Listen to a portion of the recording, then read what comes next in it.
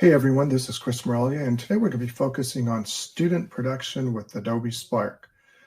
So we have to first of all define what production is. So for me, production is an assessment. It's an assessment of student learning. Usually comes at the end of the week, it comes at the end of a unit, but because we're doing remote learning, production is happening at the end of the week. So how did I start using assessment with production? It goes back to the whole concept of the backwards design, but as we moved into remote learning, it was quite obvious that one, I couldn't assess students over, let's say, with quizzes and things like that and I've moved away from quizzes for quite a long time. So I wanted to focus more on having the students produce something that was tangible, something that they were actively engaged in. And so I was able to recently take courses with Adobe through the Adobe Learning Exchange and able to attain various levels of achievement. And each one of those focuses, the focus of the course was the concept of creativity. So the question always became is, how are you creative as a teacher?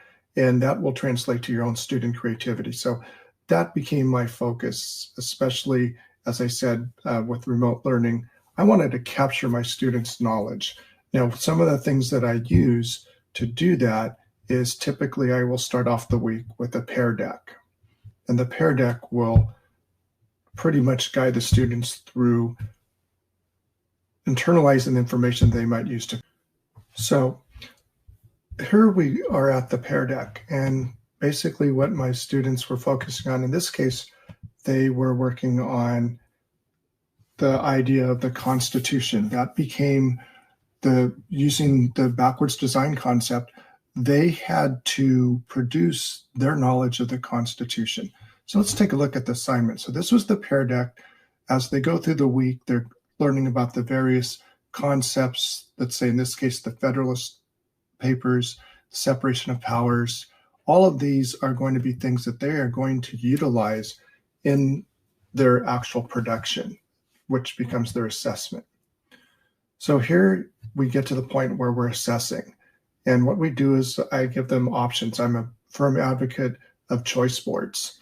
So as the students are doing this over, let's say, a couple weeks' time, they become experts in a certain topic, and then we get to the actual project. So here with the project, what the students were able to do is say, okay, I'm an expert on the Constitutional Convention, 3 branches of government, separation of powers, checks and balances, federalism. And in this particular case, we're going to focus on Adobe Spark. So they had to create a presentation on a particular topic, and they had to utilize information, the historical skills that were utilized in the classroom as well. So explaining why certain things are important. I also focused on citing their sources as well. So then they had to go through the planning process. They also had to use keywords. So let's take a look at what this looked like for the Adobe Spark video. So with Adobe Spark video, as you can see here, I gave them pretty clear instructions. I said they could use hand-drawn images or they could use their own images. And of course, I focused on Pixabay. And so from that, the students, not only they're producing their knowledge, but what's more important here is this whole project is based upon the concept of they are teaching a idea. And in this case, the way the lesson was structured, they're teaching an idea as if somebody is going to be taking the US Constitution test for citizenship.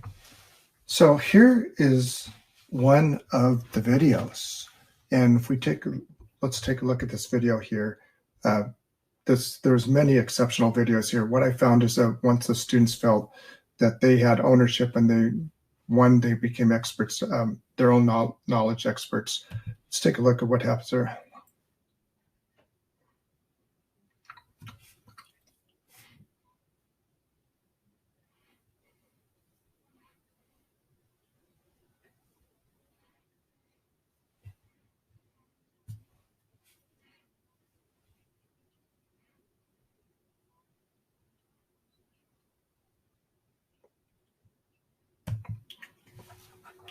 So what I wanted students to do, obviously, here is teach, and they are using these are basically bullet points.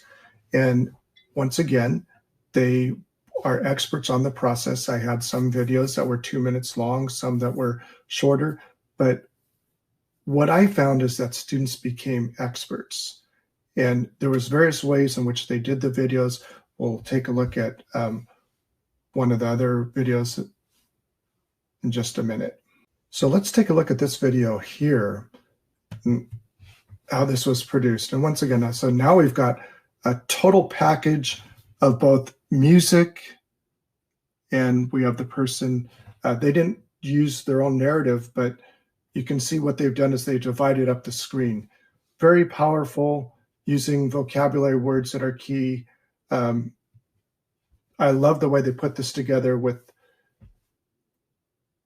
teaching, almost leading to people at defining the different levels or different parts of the Constitution.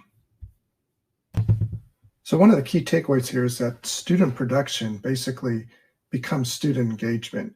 As you can see, the two examples that I provided, you couldn't hear the sound, but they were mixed. We had music.